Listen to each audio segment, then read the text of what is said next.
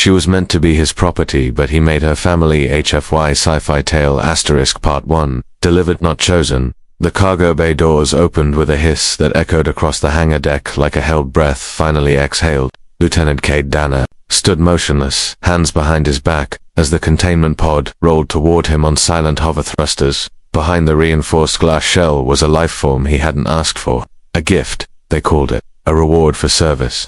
A breeding bond. He didn't see a reward. He saw a cage.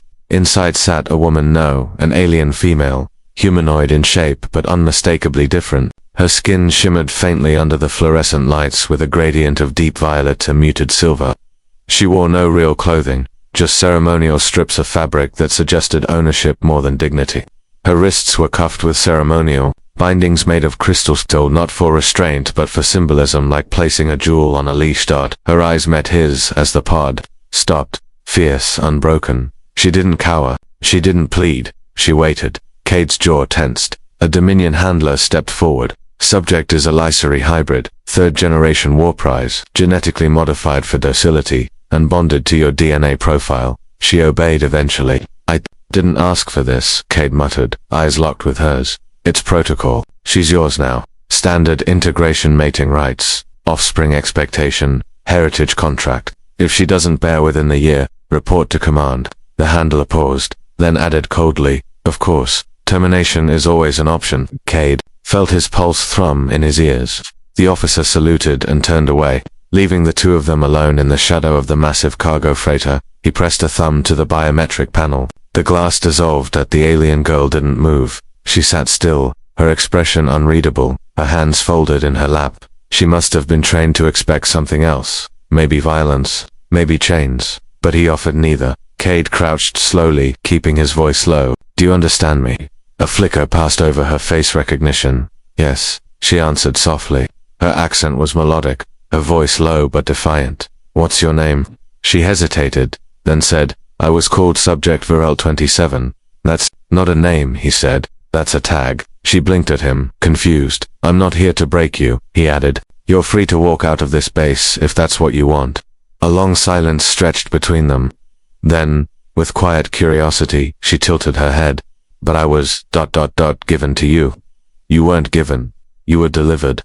Like property, and that ends now. He reached out not to touch her, but to unclip the ceremonial crystal steel cuffs from her wrists. She flinched. He stopped, letting her see he wasn't going to force her. May I another moment? Then she nodded. Clicked. Clicks dropped to the metal floor with a faint chime. She stared at her bare wrists in wonder, as if unsure whether this was a test. Then she looked back at him, something fragile blooming behind her violet eyes. Cade stood. There's a room prepared for you. Food, clothing, you'll find no locks on the doors. You can leave if you want to. I won't stop you. She asked.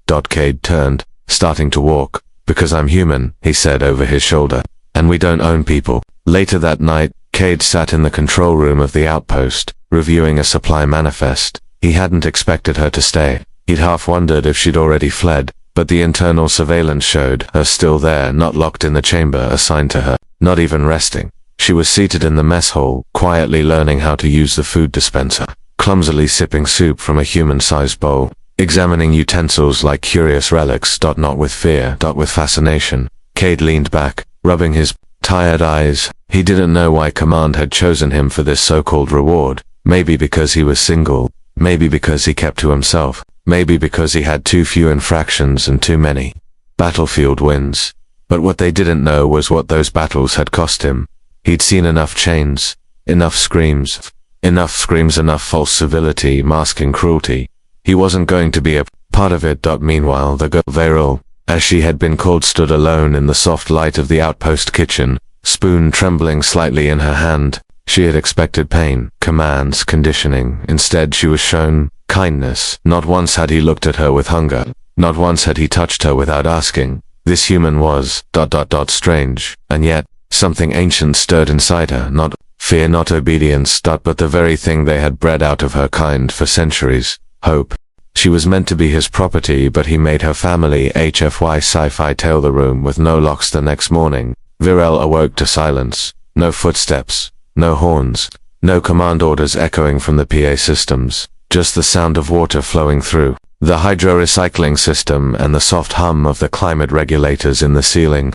Sunlight filtered in through the transparent wall panels, casting warm, natural light over the room. She was alone, truly alone, no cameras peering down, no monitoring, drones, no biofeedback leash. She sat up in the bedreal fabric, not plastweave. A folded tunic lay at the foot, clearly human in design but sized for her. Next to it, a small tablet flashed a quiet greeting. Welcome, you're safe. For a while she didn't move. She had slept without restraint. She hadn't been touched. She hadn't been tested or examined or instructed, and the human Cade had not come back during the night. He hadn't even checked in. Why? Why wouldn't he want to control her, display dominance, even kindness as manipulation? It made no sense. Cautiously, she picked up the tunic and changed. The cloth was soft, too soft. Nothing in the Dominion's breeding chambers ever felt like this. She padded barefoot down the hallway toward the main hub, her long silver hair cascading freely around her shoulders. The lights sensed her movement and brightened slightly, not to interrogate her presence but to guide. In the command center, Cade sat alone, surrounded by screens and star maps. He was sipping from a metal mug, scribbling on a digital pad, his attention buried in a report. When the door whooshed open behind him, he didn't turn right away. Morning, he said casually, still focused. Virel stopped at the threshold, unsure if she was even allowed in. You gave me a room. With no locks. Cade finally turned. He gave a slow nod, setting down his mug. Yes. Why? Because locks mean ownership. I don't own you. She stepped in slowly, eyes searching his. But the Dominion said. He raised a hand gently. The Dominion lead. Silence. Virel took a step closer, fingers fidgeting with the hem of her tunic. I don't know what I'm supposed to do now. Cade folded his arms, his tone even. You're not supposed to do anything. You're free. That's the point. She frowned. Freedom is confusing. That's normal. Can I ask something? Anything? Her eyes narrowed slightly. Why did you let them deliver me if you didn't want me? Cade leaned against the console, thinking, I didn't know what they were sending. They told me it was a gift, not a person. By the time I saw you, it was already too late to stop the transport. She tilted her head. But you could still do what they wanted. Bond, breed, dominate. His jaw tightened. I've seen what that does to people, to species. I won't be another blade in their system. That answer lingered in her heart longer than she expected. Over the next few days, Virel wandered the facility cautiously. It was small, just a forward outpost for deep space navigation support. No other personnel, no guards, just Cade and her. He kept busy, recalibrating scanners, rerouting subspace signals, maintaining the food printers. He treated her not as an experiment or a reward, but as a roommate, a person. He taught her how to use the kitchen terminal, how to adjust the temperature in her room, even how to modify the gravity field slightly if her bones ached. And he never once asked anything in return. No control, no threats, no hidden agenda. One night, after dinner, she sat at the far end of the dining table while he cleaned the dishes. She watched his hands rough, scarred from battles. Not the hands of a man who had lived easily, but the hands of someone who still chose to be gentle. Cade, she said softly. He looked up. You called me Virel once. That was not my name. Just what they labeled me. He paused, towel in hand. Then tell me your real name. She hesitated. It was erased. I was a child when they took me. Cade didn't flinch. Then pick a new one. She blinked. I can do that. He nodded. That's what freedom means. She was quiet for a long moment. Then she smiled for the first time, small, unsure, but real. Then, call me Ellerin. Cade grinned back. Nice to meet you, Ellerin. It felt like a sunrise cracking through years of shadow, but in the void beyond their little sanctuary.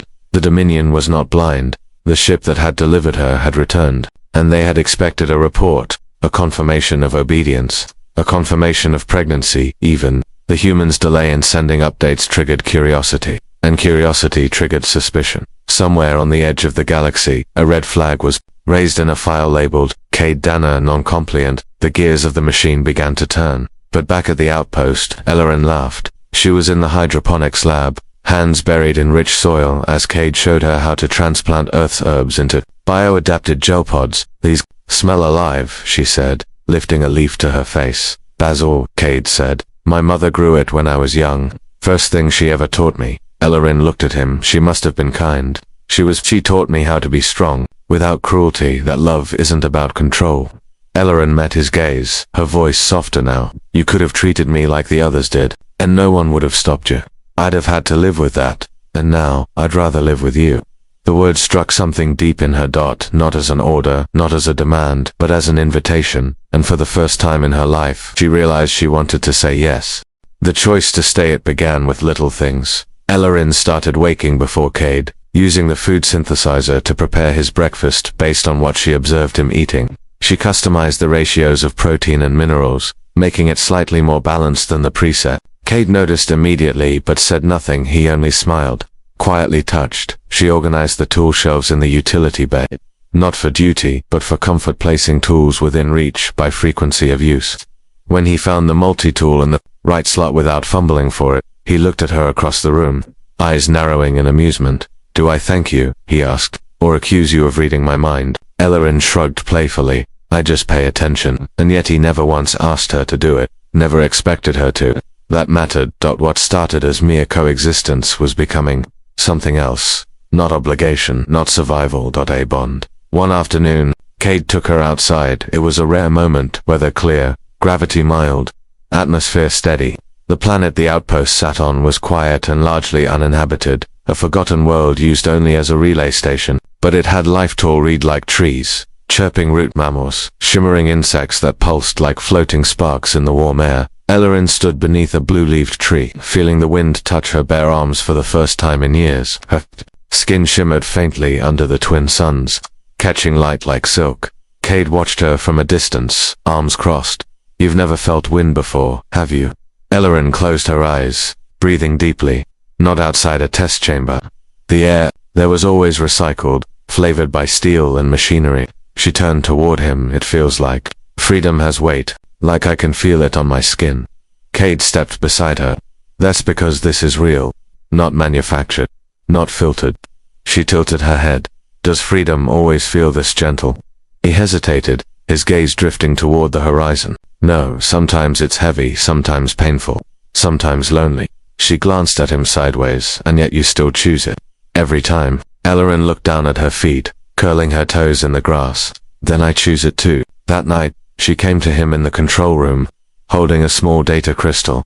"I made this," she said, offering it. Cade took it, inserted it into the console. A visual representation bloomed, a stylized tree, bearing both Earth and Lycery symbols, intertwining.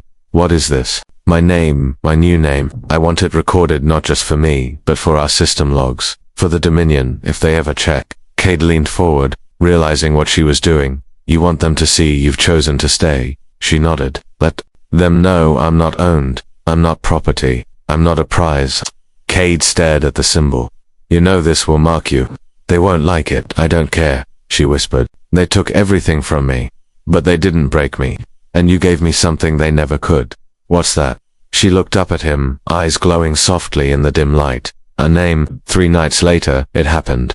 Cade was asleep. When the perimeter alarm triggered, he bolted upright, sensors flashing red across the wall screen. A Dominion drone stealth class, but visible to his upgraded scanners, had breached the outer atmosphere. Small, unmanned, recon only, but today meant assault tomorrow. He cursed under his breath and slammed the console open. The drone was silent now, parked in the brush to clicks east of the outpost. Its bioscanners would already have logged their heat signatures. They knew she was still here. Footsteps padded softly behind him. "I heard the alarm," Ellerin said. "Is it them?" Cade didn't turn. "Yeah, they found us." "Then we should run." "We can't. There's nowhere far enough in time." That drone transmitted everything it saw. Ellerin walked to his side.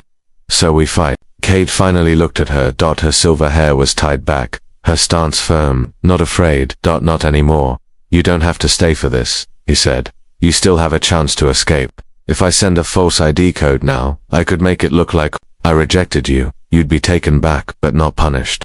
She stared at him, then stepped closer. "No, Ellerin, no," she repeated, placing her hand gently on his.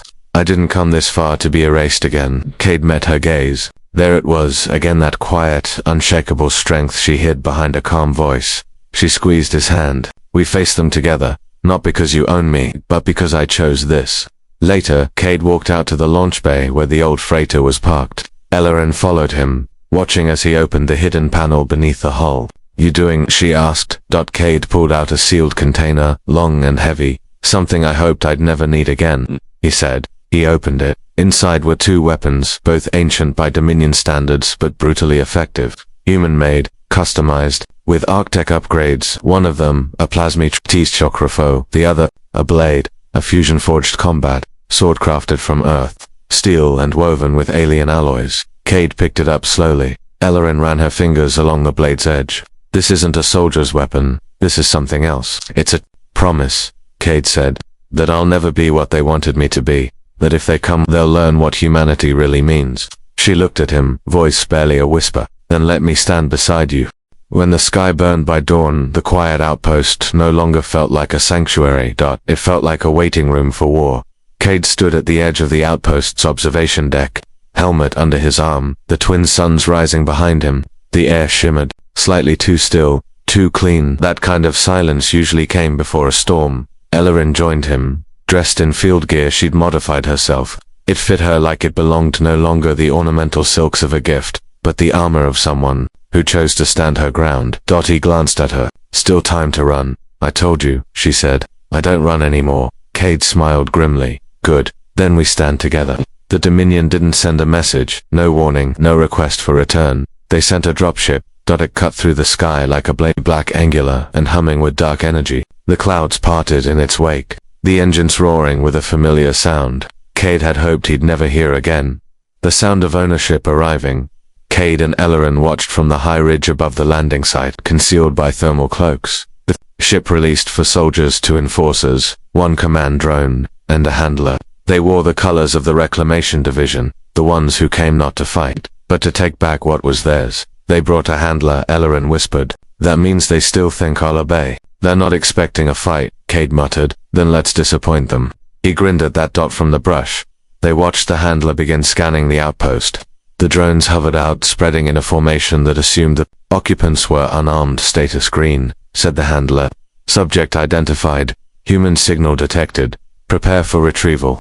One of the enforcers raised a pulse rifle. Live or dead. Alive Dominion wants the human re-educated. And the Lysari unit returned to factory assessment. Ellerin flinched. Factory. Lyshi was just a faulty part. Cade tightened his grip on the shock rifle. On my mark, he whispered. Had already stepped forward. Cadno, let me speak first. He hesitated. You sure? I'm done hiding.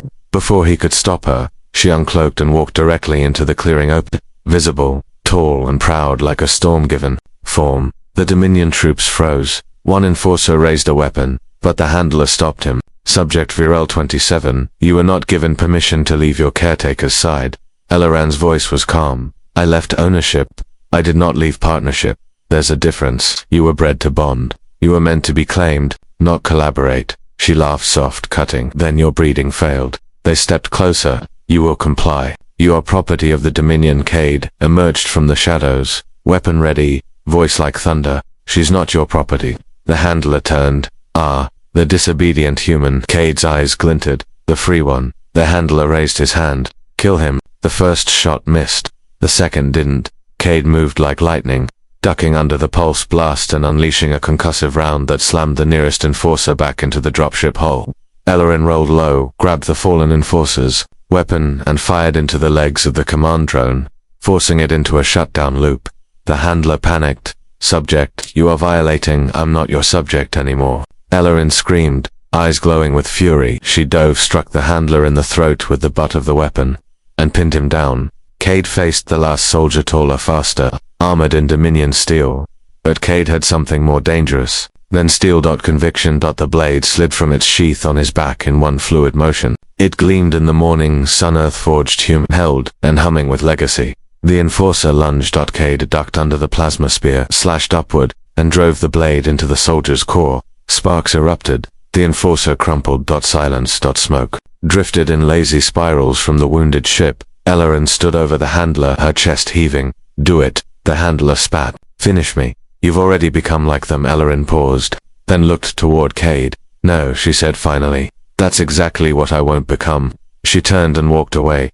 That evening the two of them stood side by side, watching the Dominion vessel erupt into flames on the horizon. Cade had programmed the ship's power core to overload. What if they come back? She asked. They will, Cade replied. But next time they'll know something changed.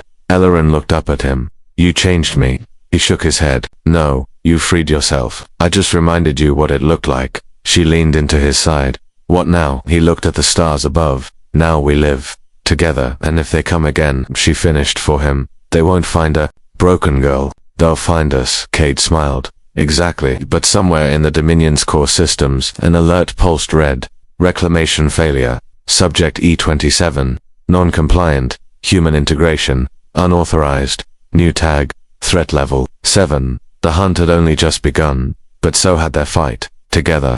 Whispers across the stars, the wreckage of the Dominion vessel still smoldered in the valley below. Cade and Ellerin had moved back into the outpost, but things were no longer quiet. The Dominion wouldn't forgive this. Even now, signals moved through. The stars encrypted bursts from satellites and shadow broadcasts relayed through hidden networks. Somewhere, someone had flagged Ellerin not as a returned asset, but as a rogue unit, and worse, she wasn't alone. She had a human by her side. A traitor in Dominion terms, but in human terms, a partner, a protector, a friend, maybe more. Ellerin sat on the outpost's roof that night, knees pulled up to her chest, gazing at the twin moons. Their pale light turned her violet skin almost silver. Her hair rippled with the breeze, like starlight made fluid. Cade joined her, setting down 2 steaming mugs of brewed carkleaf tea. He said nothing, just offered her the drink. She took it. Gently, thank you, she said after a long silence. For the tea, no, for everything. Cade looked at her. You don't owe me thanks. I do, because you didn't take me as they expected. You gave me something even more dangerous. He frowned slightly. What? She turned to him, voice low. You gave me the freedom to choose, and now, I choose you. The words hung in the air, carried softly on the wind. Cade blinked. His heart stuttered. Ellerin, she reached out slowly and touched the side of his face. I know what they built me for. I know how they tried to erase everything inside me that wasn't obedience. But you didn't ask me to obey, you asked me to be. Entitlement to be. Cade leaned into her touch. Then you're not mine because they gave you. You're mine because you stayed. And there under a quiet alien sky. 2. Souls once alone, once shaped by systems that saw them as parts of a machine, found something new, a beginning, but peace never lasted in this part of the galaxy. 2 days later, the message arrived. Not by official channel, not from command, but from a ghost signal embedded in a scavenger's frequency, an old pirate. Code humans once used to smuggle intel during the frontier wars. Cade decoded it. 2. Cade Dana from Sylvanan, unmarked node subject. Rumors of a Lysari who broke. Her chain response, if true we can protect you both. Coordinates enclosed. Dead drop in 7 days. He stared at the screen, heart pounding. What is it? Ellerin asked, reading the tension in his face. Cade exhaled slowly. Someone knows about me, about us, and maybe, ... They want to help. 3 nights later, they boarded Cade's old ship, called as Hope, stripped, patched, barely functional, but spaceworthy. It was the first ship he'd ever owned from before the wars, before the Dominion conscription, before everything. Ellerin ran her hand along the inner bulkhead as they launched. This place feels like it remembers you. Cade smiled faintly. It remembers a version of me I thought I buried. She looked at him gently. Maybe it's time to unbury him. They reached the rendezvous point just before the deadline. A cold, dead moon circling a gas giant with an atmosphere too thick for standard scanning. Cade cloaked the shuttle and hovered just outside orbit. Then they waited, and then something appeared. A vessel, but not Dominion. Its lines were human, but modified. Painted with rebel sigils that hadn't been seen in over a decade. A ship that shouldn't exist anymore. The Nomad's prayer. It hailed them. A woman's voice crackled through, called as Hope. This is Captain Nira Voss. We hear you've got something the Dominion wants badly. We think it's time someone wanted her for the right reasons. You in? Cade looked at Elar and Dart. She nodded once, fiercely. He keyed the reply. We're in. They docked. The moment Ellerin stepped off the ship, the crew of the Nomad's prayer turned to stare, not with suspicion, with respect. Nira Voss, tall and hardened, from years in deep space, stepped forward and gave a half salute. You broke their code, she said to Ellerin. You made a choice. You didn't run. Ellerin tilted her head. You know what I am. I know what they made you to be, but what you are ... is Hope. Ellerin didn't know what to say. Cade stepped beside her, voice steady. We want to help. And we want to fight, but only on our terms. Nira grinned. Then welcome to the resistance. For the first time, Ellerin wasn't a tag, or a subject, or a reward. She was a spark, and the stars were about to burn. Born of fire, chosen by will for Nomad's prayer, drifted in high orbit above the dead moon, invisible to any standard Dominion satellite. Within its reinforced hull, the resistance moved like shadows, quiet but determined.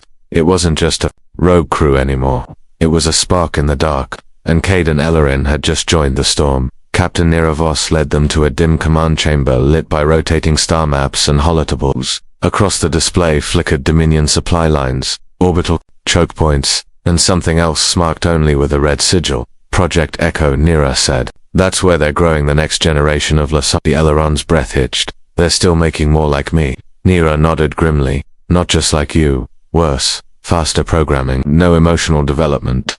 Just obedience. They stripped out the spark you still had. What they didn't account for was... She looked straight at Ellerin. What happens when a spark finds fire? Cade stepped forward. And you want to destroy it. We want to liberate it. There are others units like Ellerin beginning to glitch, beginning to question, but they're isolated, monitored. They need someone to show them it's possible to break free. Ellerin's voice was firm. I'll do it. Cade turned sharply. Ellerin, I have to. Cade, I was one of them. I escaped. I know their minds, their fears, their programming. If I don't go back, who will? Cade's voice lowered, rough. I just got you out. I can't lose you again. She placed her hand over his. You won't lose me. You'll walk with me into the fire. The mission wasn't simple. The Echo facility sat on a planet with constant electromagnetic storms, natural shielding. No orbital bombing, no drone interference. Infiltration had to be done manually. Ellerin trained with the Resistance soldiers for days, her body learning old skills she didn't know she had. Combat, stealth, sabotage. The Lysari programming had made her agile, but now she was becoming dangerous. Cade, too, was preparing. Nira gave him access to the ship's weapons. Volt, an old friend of his past. He rebuilt his blade, upgraded his rifle, and most importantly crafted a Neuralink beacon. It's a failsafe, he told Ellerin, slipping it under her collar. If things go bad, you hit this, and I'll find you, no matter where. No matter what. She nodded but didn't speak. The night before the drop, they lay side by side in a cargo bay turned sleeping quarters, staring at the steel ceiling. I used to think freedom was a place, Ellerin said quietly, but it's not. It's a person, a choice, a reason. Cade looked at her. And what's your reason now? She turned to him. They landed on the outer edge of the facility under cover of the storm, wearing stolen Dominion armor. Ellerin posed as a handler escorting a malfunctioning subject. Cade. The guards scanned them briefly, but Ellerin used old override codes that still worked. One officer narrowed his eyes, but waved them through. Just another broken unit and his broken toy, he muttered. Cade almost snapped, but Elleron's hand found his. Not yet, she whispered. Inside, it was worse than Ellerin remembered. Cold. Metal halls, rows of Lysari girls in stasis, some barely teenagers, monitored by machines, drip-fed obedience. No art, no sound, no individuality. Section 4, she whispered to Cade. That's where the programming nodes are. They moved fast, using resistance implants. They injected a viral code into the network designed to cause temporary confusion. Doors opened when they shouldn't. Lights flickered. The AI stuttered. That was their moment. Ellerin slipped into the central chamber. And saw her, a Lysari girl maybe 15 in human years, was strapped to a neural imprint chair. Her eyes were wide, terrified. Her hands trembled. The same fear Ellerin once lived with. No more. Ellerin whispered. She shot the control panel. The system shrieked. Cade kicked in the door behind her. We're out of time. Ellerin grabbed. The girl, can you walk? The girl nodded. Who are you? I'm you, Ellerin said, but free. As they ran, more Lysari stared from their containment pods, watching, waiting. And then one by one the pods began to open. That the viral code had worked. Chaos erupted. Sirens screamed. Security, drones, burst into life. Dominion enforcers charged through. The halls, rifles, blazing. Cade dropped 2 with his rifle, slashing the 3rd with his blade. Ellerin shoved the rescued girl ahead, guiding her through flickering corridors. We won't make it to the shuttle, Cade growled. I've got a better idea, Ellerin shouted back. They turned sharply into the control tower. Ellerin activated the loudspeaker. All through the base, her voice echoed. This is Ellerin, once called Virel 27. I chose freedom. And now, SO, can you? You are not property. You are not mistakes. You are life. Choose it. Run. And across the compound, they did. The Resistance shuttle lifted off with over 40 Lysari on board, every one of them rescued, defiant, alive. The Dominion facility burned behind them. Sabotage detonations rocking the surface. In the shuttle bay, Ellerin held the hand of the girl she saved, her eyes fierce, heart steady. Cade came beside her. "You did it," he whispered. "No," she said. "We did." And for the first time in Dominion history, a Lysari didn't just escape, she led. A future written in flame. The rescue from Project Echo had shattered more than just steel walls, that it shattered illusions.